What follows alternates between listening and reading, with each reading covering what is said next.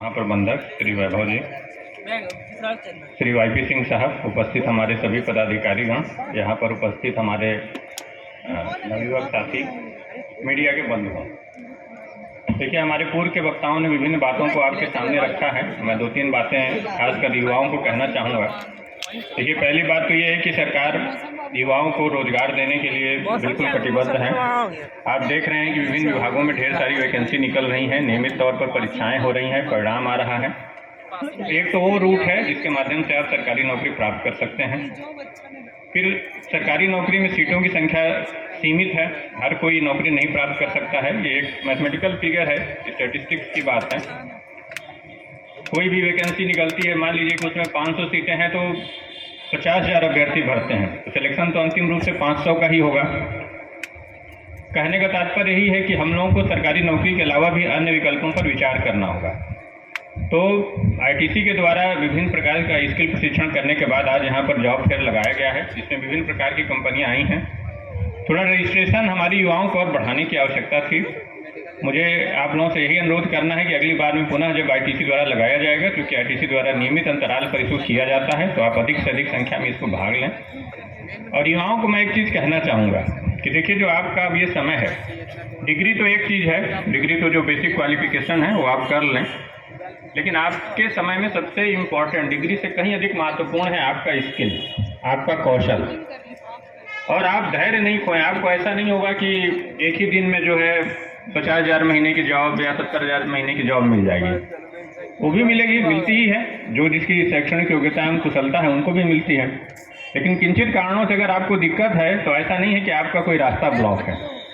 आपको पहले जो अवसर मिलता है जाइए, वहाँ पर सीखिए और अपने को अपग्रेड कीजिए। आप किसी फील्ड में 2 साल 3 साल 4 साल बढ़िया अनुभव प्राप्त कर लेंगे, उसके बाद आपको स्वयं इस बात का दिमाग खुल जाता है, आगे का मार्ग प्रशस्त हो जाता है कि हमें क्या करना है। मान लीजिए कि अभी आपने छोटी सी जॉब की, प्रारंभ में 3 साल आपने जॉब की, कुछ आपकी सेविंग्स हो गई, उसके बाद विभिन्न प्रकार की लोन की सुविधाएं हैं, आप अपना छोटा सा स्वरोजगार कर सकते हैं। मान लीजिए कि आपको जॉब में 25,000 30,000 महीना मिलता था, स्वरोजगार आप छोटा सा भी करते हैं और ठीक ठाक चल गया तो आप 50,000 महीने कमाने लगेंगे। आप जहां एम्प्लॉय थे आप एम्प्लॉयर हो जाएंगे, आपको अपने अंडर में 3-4 लोग कम से कम आप रख लेंगे। मैं व्यवहारिक उदाहरणों पे बात बता रहा हूं और ये चीज़ें लोग कर रहे हैं। आपका व्यवसाय मान लीजिए 3 साल 4 साल अच्छा निकल गया, आप उसका विस्तार करेंगे, आप 1 लाख रुपए महीने कमाने लगेंगे। तो कहने का तात्पर्य ये है कि अभी के समय में प्रतियोगिता का भी युग है। ऐसा नहीं है कि आपको घर बैठे और हाथ पर हाथ धरे बैठे रहने से जीवन में सफलता मिल जाएगी। आपको आगे निकलना होगा, चुनौतियों को स्वीकार करना होगा, उसके लिए अपने को तैयार करना होगा, उसके हिसाब से अपने को ट्रेन करना होगा, अपने स्किल्स को बढ़ाना होगा। आप काम के साथ साथ में भी अनौपचारिक किसी चीज़ का प्रशिक्षण प्राप्त कर सकते हैं, जिस लाइन में आगे आपको बढ़ना है। और देखिए, कहीं आपको बांधना नहीं है, आपको जहाँ रोजगार मिले आप वहाँ जाइए, वहाँ सीखिए, जहाँ आपको अपॉर्चुनिटी मिले वहाँ सीखिए, कहीं आपको बंधना नहीं है। जितना आप आगे जीवन में बढ़ने के लिए जो भी प्रयास करना है, क्योंकि ये जो एज ब्रैकेट है 20 से 30 साल, 20 से 35 साल, 40 साल तक, इस पूरे पीरियड में आपको आगे बढ़ने की संभावना है। ऐसा कुछ नहीं होता है कि 2 साल 3 साल फेल हो गए तो कोई बात नहीं, उससे कोई बहुत ज़्यादा फर्क नहीं पड़ता है। फेल होने से अधिक महत्वपूर्ण है कि आप ये समझें कि आगे क्या सुधार किया जा सकता है और वो सुधार करके कैसे आगे बढ़ा जा सकता है। तो सभी युवाओं से मेरा यही अनुरोध है कि अगर आप ठीक है औपचारिक रूप से शिक्षा में उतना दिक्कत है, नहीं तेज हैं, तो कौशल प्रशिक्षण जरूर प्राप्त कीजिए। बिहार सरकार द्वारा भी विभिन्न प्रकार की योजनाएं लाई गई हैं पिछले 4-5 सालों में, तो और उसमें वृद्धि हुई है। आप श्रम विभाग की वेबसाइट पर जाइए, स्किल डेवलपमेंट मिशन की वेबसाइट पर जाइए और देखिए कि युवाओं को प्रशिक्षण की कहाँ सुविधाएं उपलब्ध हैं।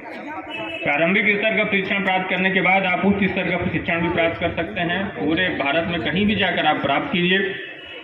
प्रारंभ में जो आपको जॉब मिले आपकी स्किल के हिसाब से उसको कीजिए और अगले 5-7 साल का लक्ष्य बनाकर चलिए कि आपको जीवन में आगे बढ़ना। तो किसी आप एक फील्ड में मन लगाकर अगर मेहनत करेंगे चरणबद्ध तरीके से ही, तो आपको सफलता जरूर मिलेगी।